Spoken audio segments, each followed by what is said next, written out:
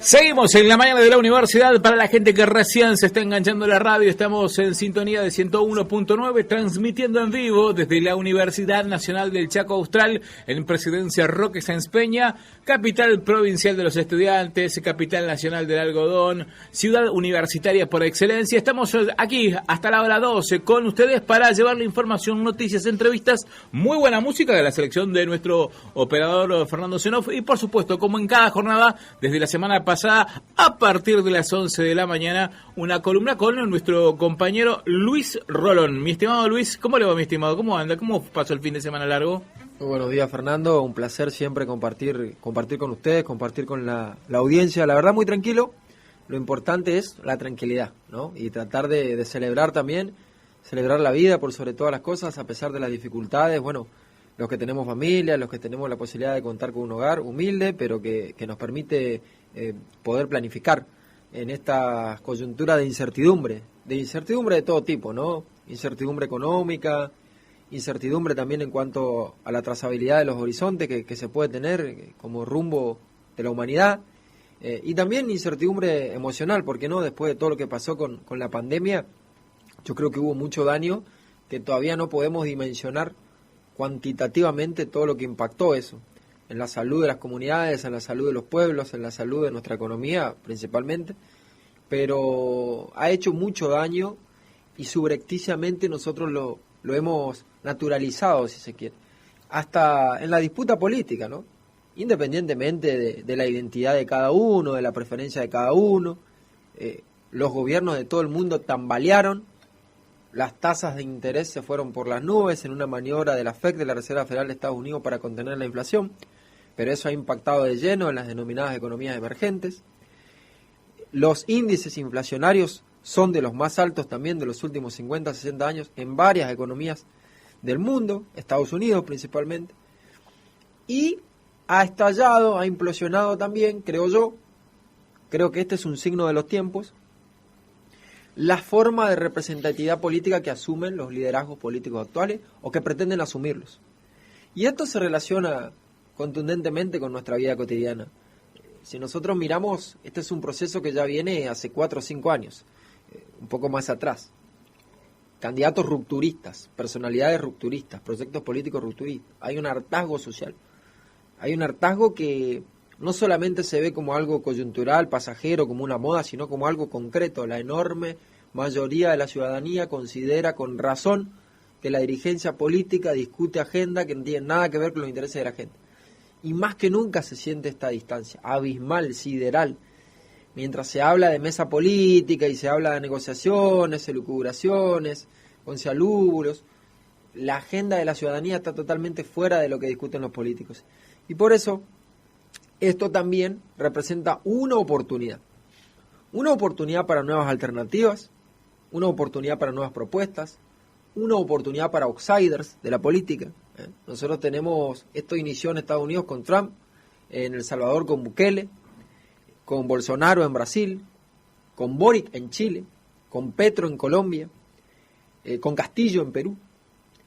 Con independencia de la resolución de estos procesos políticos, porque en Perú tenemos todo el conflicto que viene lamentablemente afrontando nuestro país hermano, en cada sucesión presidencial, si se quiere, o en cada elección presidencial, terminan presos los presidentes peruanos. Recordemos a Alan García, que en los 90 había logrado fortalecer un liderazgo, después volvió, pero ya con una política totalmente distinta, y que termina suicidándose cuando la policía lo va a buscar, producto también de una investigación judicial en su contra por corrupción.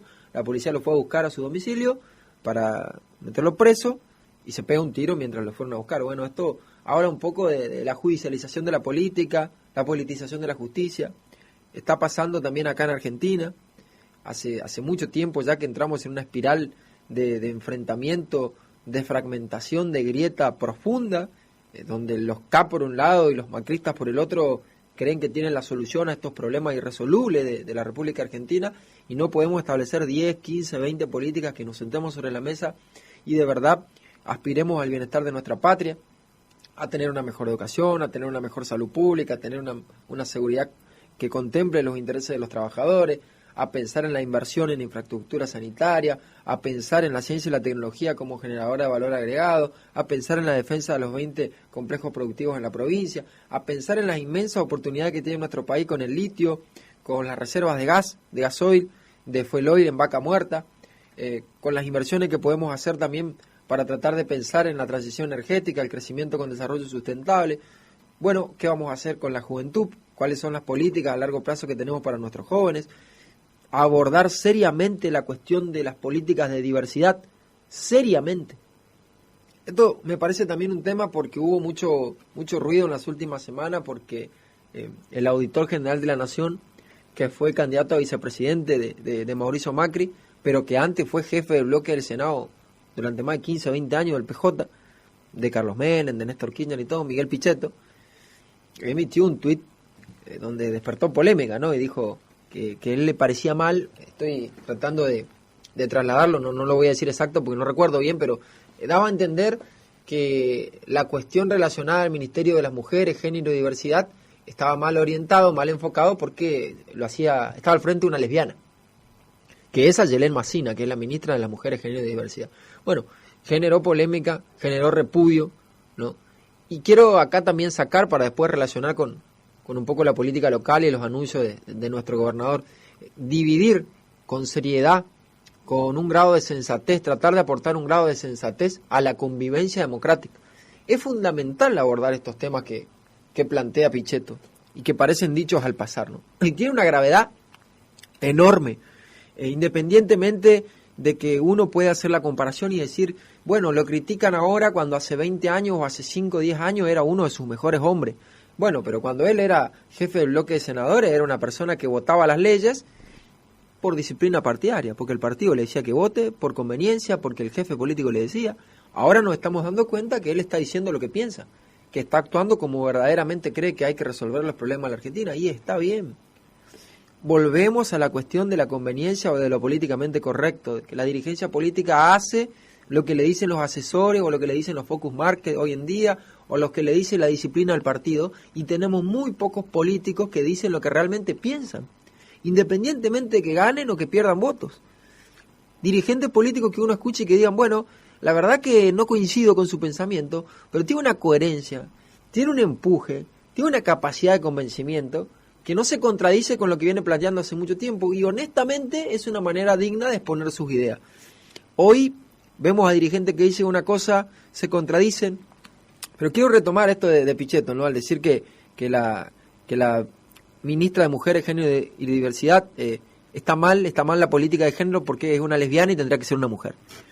Bueno, nosotros repudiamos desde nuestro espacio todo acto discriminativo, todo acto de segregación, todo acto machista y todo acto misógino, porque vivimos en una sociedad democrática y se tienen que terminar para siempre las etapas oscuras donde se persigue a las personas por su identidad sexual y su preferencia sexual. Todos somos libres, con el respeto debido, de expresar nuestra identidad política, nuestra identidad religiosa, nuestra identidad cultural y nuestra identidad sexual. Y no porque a una persona le guste tal color, o porque tenga tal identidad sexual, o porque nació en tal barrio, o porque practique tal religión, es menos que nosotros o mejor que nosotros. De eso se trata la libertad que pregona la Constitución alberdiana que muchos hoy se preocupan por rescatar. Hay que terminar con la época oscurantista. Nosotros tenemos que bregar por la ampliación de derechos. No importa con quién se acueste o qué tipo de personas le guste a la ministra de Géneros, ni qué identidad sexual tenga. Lo que importa es la política que lleve adelante representando los intereses de los argentinos. No importa si nosotros tenemos un intendente, un gobernador, un diputado que tenga identidad sexual o con quién se levante a la mañana en su hogar. Lo que importa es si de verdad soluciona los problemas de la República Argentina. No podemos ir a una casa de brujas. Esto es muy importante establecerlo, ¿no? Porque entonces se tiene que terminar esta persecución, este macartismo, de que porque fulano o mengano pertenece a tal partido, o pertenece a tal color, o pertenece a tal bandera, va a pensar de determinada manera. Y volvemos a la época de la Segunda Guerra Mundial, del monstruo hitleriano, ¿no? De que los judíos eran los responsables, de que los gitanos eran los responsables, de que los homosexuales son los responsables, de que los negros son responsables, de que los pobres son responsables, de que las mujeres solo tienen que estar en la casa. Bueno, esta cuestión que constantemente vuelve a aparecer. Y yo celebro la diversidad, yo celebro la diferencia, porque considero que la democracia no es uniformidad de criterio, considero que la democracia no es pensamiento único, la democracia es discutir, la democracia es debatir, la democracia es expresar diferentes ideas y en esa diversidad encontrar 3 o 4 puntos que me parecen fundamentales para tratar de llevar adelante un proyecto que nos contemple a todos, que nos incluya a todos, pero que principalmente respete las distintas expresiones y nos ayude a convivir y a tolerar al distinto para que todos juntos podamos construir la Argentina que soñaron nuestros abuelos. Totalmente. Y en ese sentido también quiero señalar y subrayar por ahí lo que quizás lo dijiste y quedó sobrevolando, flotando entre líneas, que tiene que ver con el rescate de los valores, ¿no? El valor del respeto al otro, el valor de la honestidad, el valor de lo moral, de lo que está bien y lo que está mal, ¿sí? Rescatar justamente, y eso creo que por allí nos hace falta a nosotros como individuos, como comunidad, como integrantes identitarios, ya sea de una profesión religiosa, de alguna ideología en materia política, en definitiva, volver a rescatar y volver a la esencia por allí de lo que tiene que ver justamente con el ser humano, rescatar a la persona, ¿sí? Y en ese sentido por allí declararse totalmente antimodernos. Sí. Totalmente antimodernos. El modernismo lamentablemente trajo consigo, si bien un montón de cosas positivas, pero también un montón de cosas negativas. Y en ese sentido, por allí, en esa ola de cosas negativas, la destrucción de la esencia del ser humano, ¿sí? De la identidad como ser humano también, pero no solamente de la identidad como individuo, sino también como comunidad. Y en ese sentido creo que deberíamos declararnos totalmente antimodernos. Sí, la destrucción de la idea del Estado-Nación también, de que se borran las fronteras.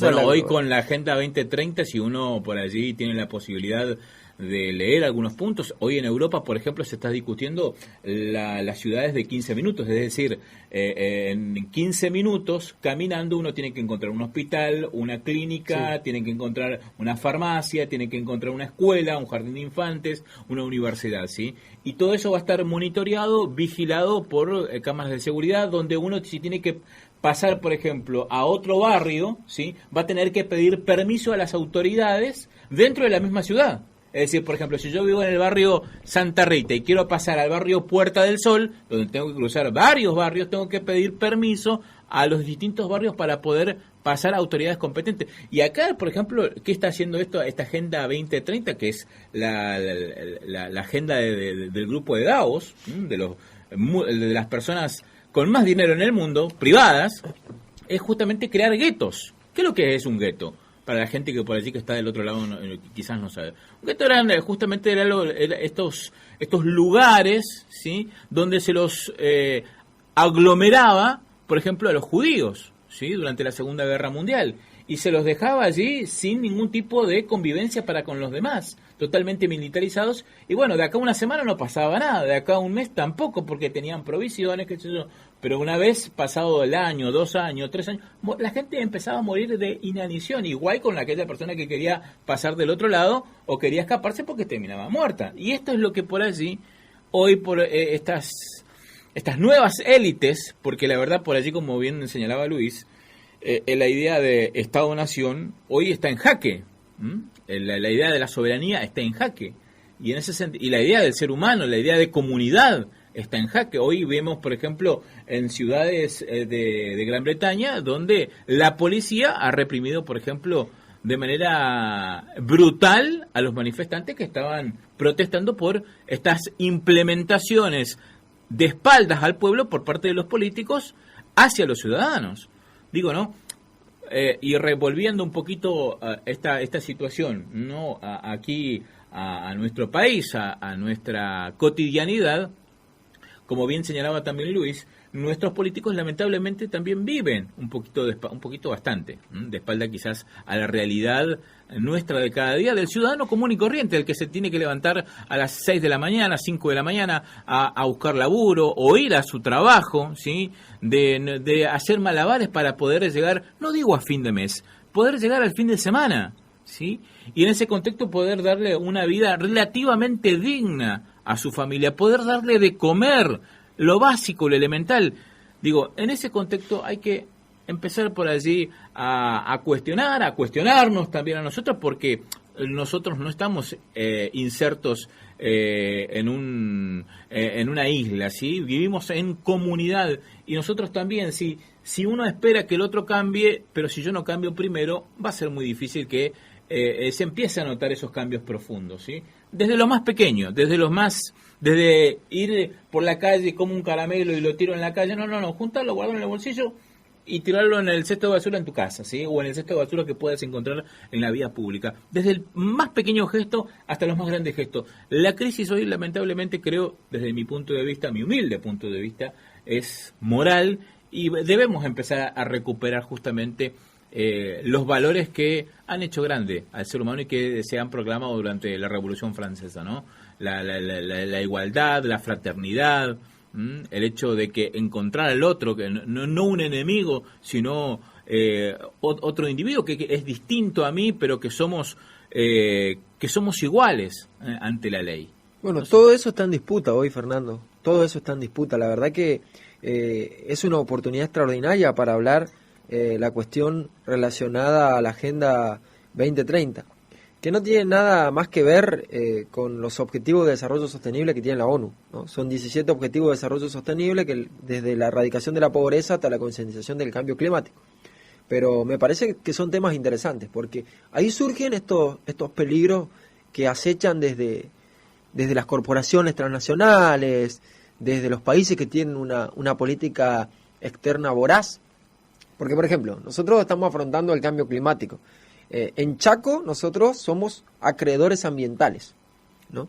Esto es un concepto que tenemos que trabajar profundamente, como dice el gobernador Capitanich. Porque si bien somos deudores desde el punto de vista económico, producto de todas las refinanciaciones y todos los acuerdos que hemos hecho con el Fondo Monetario Internacional, y le debemos a los organismos financieros internacionales, el mundo, a través de sus distintos organismos, nos debe a nosotros porque somos pulmón del mundo. Y porque las distintas políticas neoliberales, les guste o no, han hecho una depredación absoluta sobre nuestros recursos para sostener un sistema de producción que cruje y que ya no tiene ningún sentido que continúe permanente. Entonces, esta cuestión de tratar de avanzar hacia una transición energética, una economía verde, pensar en las reservas forestales, pensar en la protección de los yaguareté, pensar en un ordenamiento territorial sostenible, bueno, pensar en una economía verde, estos ejemplos que mencionabas de las ciudades inteligentes, nos pone en la confrontación sobre el destino de nuestros recursos naturales. Porque si bien es cierto que tenemos el pulmón del mundo en el Amazonas y en el Impenetrables, hay una discusión concreta para pensar, bueno, ¿quiénes son los que se van a dedicar realmente a defender con soberanía energética, con soberanía cultural, con soberanía hidrocarburífera, de la gestión de todos esos recursos? ¿Nuestro país, nuestra patria grande, o se la vamos a dar a multinacionales que con este fundamento loable, para mí, de los 17 objetivos de 2030, podemos terminar resignando un poco de soberanía? Pero ahí me parece que está la cuestión de las élites del poder, las élites locales, que deben ejercer con decisión estas cuestiones. Bueno, yo siempre pongo como ejemplo el dominio cultural que hay, ¿no? La tilinguería, al decir jaurechano, de que nosotros nos cansamos de criticar de que los mapuches son un pueblo que nos está robando territorio y obviamente que yo siempre voy a defender a mi patria, voy a defender la bandera de mi país por sobre cualquier proyecto de microestado, siempre voy a defender la bandera de mi país, pero nos indignamos desde los grandes medios de comunicación de los mapuches, pero no decimos nada de John Lewis, que se quedó con el agua escondido y que tiene millones de hectáreas en la Patagonia, que es un magnate amigo de los principales dirigentes del país, que es inglés. Entonces, la verdad que si vamos a defender la patria, vamos a decir que hay que correr a todo aquello que pisotea nuestra bandera, bueno, vamos a correrlos a todos. Vamos a enfrentar a los autodenominados mapuches, porque también hacen cuestiones relacionadas al saqueo y al pillaje, pero vamos a discutir seriamente también porque un magnate millonario inglés, empresario dueño de los clubes más grandes de fútbol y amigote de los dueños del poder, tiene totalmente bloqueado el lago escondido con la bandera inglesa. Y eso no lo discutimos. Entonces, a mí me parece que hace falta también un poco de sensatez. Pero como gran parte de la dirigencia política tiene varios muertos en el ropero, no se anima a discutir estas cosas con decisión, como sí podemos hacerlo nosotros, que nos interesa el país y no tenemos ningún tipo de interés inconfesable. Totalmente. Casi 30 minutos de la hora 11 de la mañana, hacemos una breve pausa, esperamos también noticias de Radio 10, y a la vuelta ya continuamos con esta reflexión, hablando acerca de política, de lo que nos interesa a nosotros los ciudadanos y también lo que ocurre en el día a día, justamente en los entretelones de la política nuestra de cada día. FM Universidad en un caos radio hasta la hora 12 del mediodía, acompañándolos con información, noticias, entrevistas, pero esta vez con nuestro bloque político a cargo del profesor, un amigo, el señor Luis Rolón. Mi estimado, hablamos acerca por allí de los de la situación actual, acerca de la crisis por allí de valores que hay. Y en ese contexto, bueno, continuar justamente la reflexión política vinculada justamente al quehacer nuestro de cada día. Recién hablábamos fuera de micrófono de las políticas también que se aplican aquí en la provincia de Chaco. Un gran anuncio hecho por el gobernador de la provincia de Chaco hoy a la mañana bien tempranito. De hecho, compartíamos un audio ni bien iniciábamos esta edición que tiene que ver con anuncios por parte del Estado provincial para los beneficiarios de la asignación universal por hijo, como así también aquellos beneficiarios que cobran la escolaridad, que se han duplicado y triplicado las cifras que cobran, y esto implica, bueno, no solamente una decisión política, sino también una gran ingeniería financiera con el objeto de poder cumplir con estos objetivos y además también llevar un beneficio realmente importante, sobre todo al ciudadano común y corriente, ¿no? A la gente de a pie. Sí, un anuncio muy trascendente, ¿no? En todo lo que tiene que ver respecto a la lucha que tenemos contra la inflación, respecto a esta carrera contrarreloj que está corriendo el gobierno y que tiene desde la cúspide, si se quiere, de la decisión económica el ministro Sergio Massa, que plantea a propios y extraños que su mayor desvelo es controlar la inflación. Recuerden que él había dicho, bueno, si la inflación de enero a febrero arranca con un 3, yo me puedo dar por satisfecho, es decir, terminar 3,9, decían que él quería 3,8, 3,9, algo que no se está cumpliendo, tuvimos 6% el último número, pero bueno, acá en la provincia del Chaco el gobernador realiza todo tipo de esfuerzos tendientes a paliar esta situación, a acompañar a las familias trabajadoras, a acompañar los ingresos. Y esta es un poco la línea matriz, la línea argumentativa, la premisa principal que lleva adelante el gobierno con este anuncio importante, ¿no? Que es la duplicación por la asignación por hijo y la triplicación por asignación escolar. La asignación por hijo, que no es la asignación universal por hijo, sino que es la asignación familiar que cobran los trabajadores registrados. Y la triplicación de la asignación escolar. La manifestación más contundente de esto son las palabras del gobernador hoy en la conferencia, como bien mencionaba Fernando, hablando de esta lucha por preservar, acrecentar y mantener el poder adquisitivo del salario de los trabajadores del sector público, ¿no? Tan vilipendiados, tan hostigados por discursos del poder, de que todo lo público está mal, de que hay que privatizar, de que hay que avanzar en la extirpación, si se quiere, de esa concientización del Estado elefantiásico, porque hay toda una tendencia a decir que bueno, que todos los empleados públicos son ñoqui, que lo que hacen todos es seguir manteniendo y llenando de ñoquis las arcas del Estado. No es tan así. Hay que parar un poco también, esto es lo que hablábamos en los anteriores segmentos, con esta persecuta de que lo privado es mejor que lo público y de que acá de lo que se trata es de defender a los trabajadores. De lo que se trata es de recuperar, fortalecer y dignificar el salario de los trabajadores. Y para eso está el Estado, para conciliar. Hay una filosofía básica, trascendental, transversal, que es la armonía entre el capital y el trabajo. Armonía entre los capitalistas y entre los trabajadores. El capitalista, y si vamos a una concepción clasista, es el que tiene, es el dueño del capital. El que tiene el capital, que puede ser dinero, que puede ser bien de capital, que puede ser instrumento. Y el obrero es el que solo cuenta con la fuerza de su trabajo. Que si vamos a esta concepción, la enorme mayoría de los trabajadores chaqueños y argentinos nos incluimos en este segmento. Pese a los discursos y a los cantos de sirena, ¿no? Todos aquellos que recibimos una remuneración mensual al terminar nuestro mes, somos trabajadores. Pertenecemos a la clase trabajadora, no somos empresarios capitalistas. Si entendemos al capitalismo como esta expresión decadente del mundo financiero, no al capitalismo productivo, que es otra cosa al cual adherimos. Porque también se van a querer meter algún tipo de discurso de decir, bueno, pero entonces están en contra del capitalismo. No.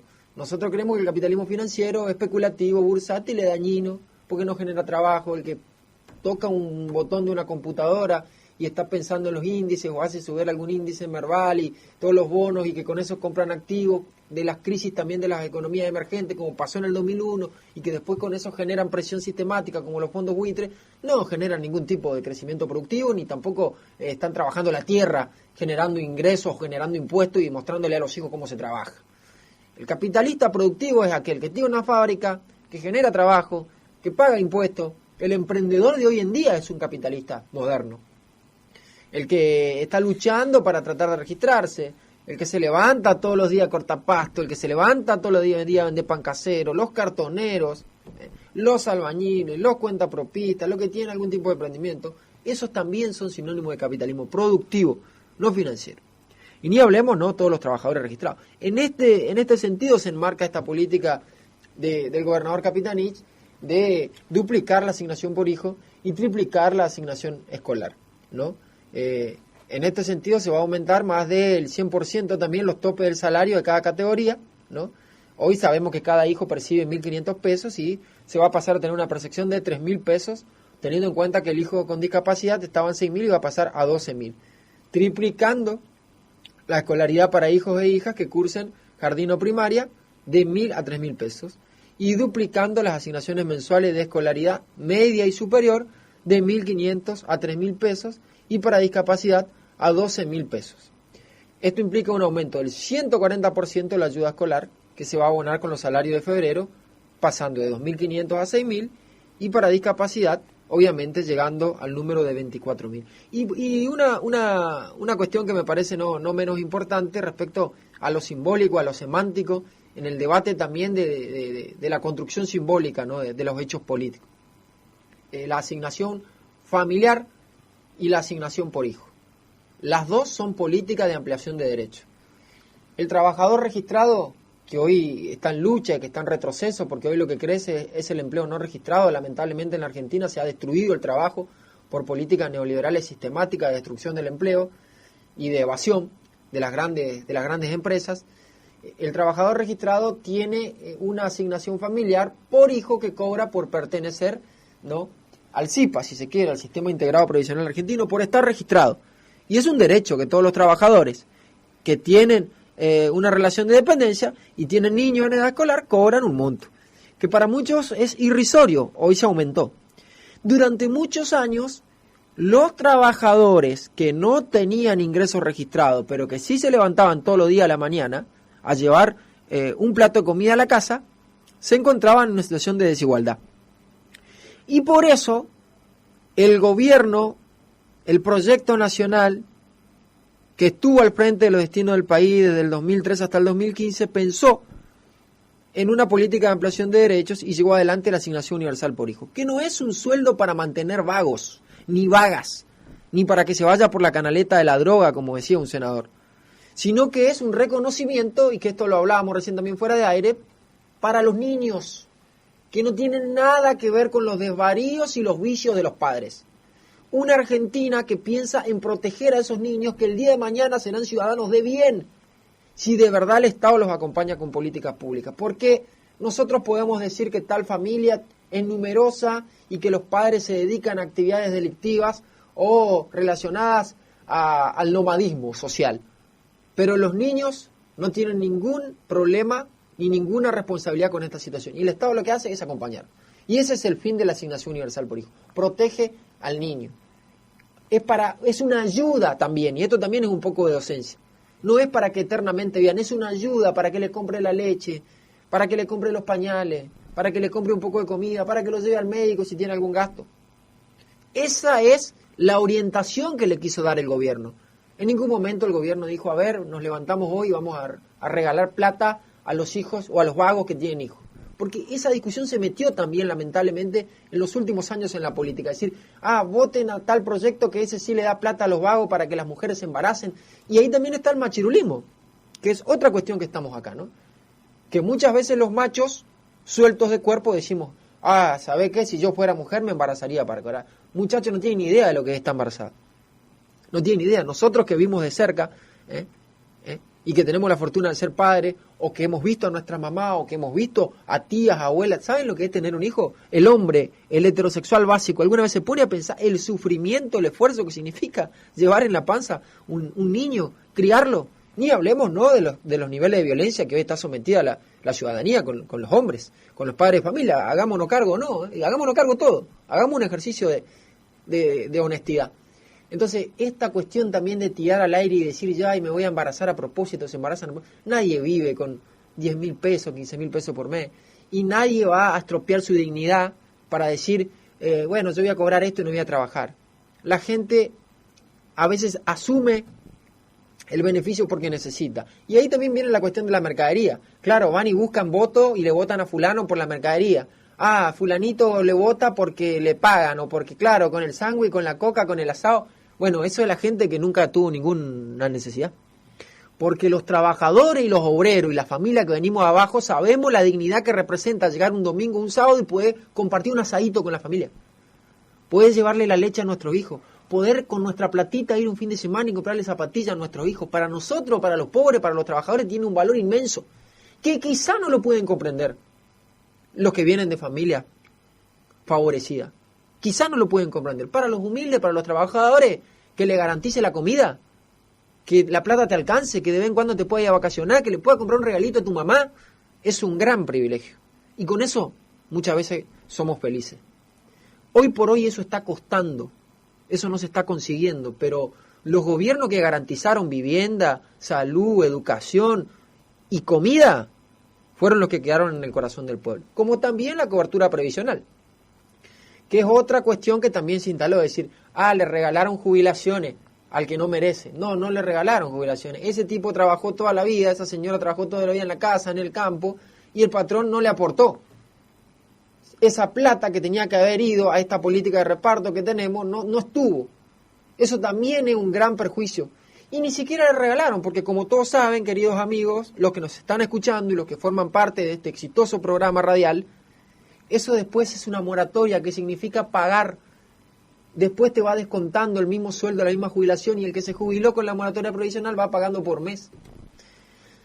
Así que esto es para aportar sensatez, y volvemos a la crítica que compartimos con mi compañero. Esto lo debiera explicar la dirigencia política, todos los días, con mayor claridad. No dejárselo también librado al azar, para que hagamos esfuerzos los que por ahí nos interesa el futuro de la patria. La dirigencia política, todos los días, haciendo docencia y transmitiendo.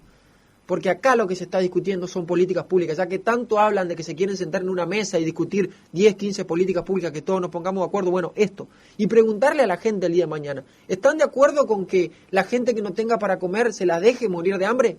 ¿Están de acuerdo los políticos con cerrar el Ministerio de Salud? ¿Están de acuerdo con que la educación privada sea la que se sostenga y que la universidad pública se cierre? Bueno, entonces se van a tener que poner contra la espada y la pared. Y decirle a la gente, sí, yo me candidateo, pero el día de mañana quiero que la universidad se cierre y que cada uno pague. Y mañana también quiero que la salud pública, que los hospitales desaparezcan y que solamente se atiendan lo que pasa. A ver quién los vota. A ver quién los vota. Porque hoy se lo ve suelto de cuerpo, diciendo estupideces y no dando el debate que tienen que dar. Pero no dan el debate porque los dirigentes políticos que dicen representar los intereses del pueblo también están en otra. También están en otra. Bien, gracias Luis. Hasta aquí llegó la columna de nuestro compañero Luis Rolón, dando cuenta un poco sobre el quehacer político nuestro de cada día. Nosotros estamos levantando anclas también de esta edición de día miércoles.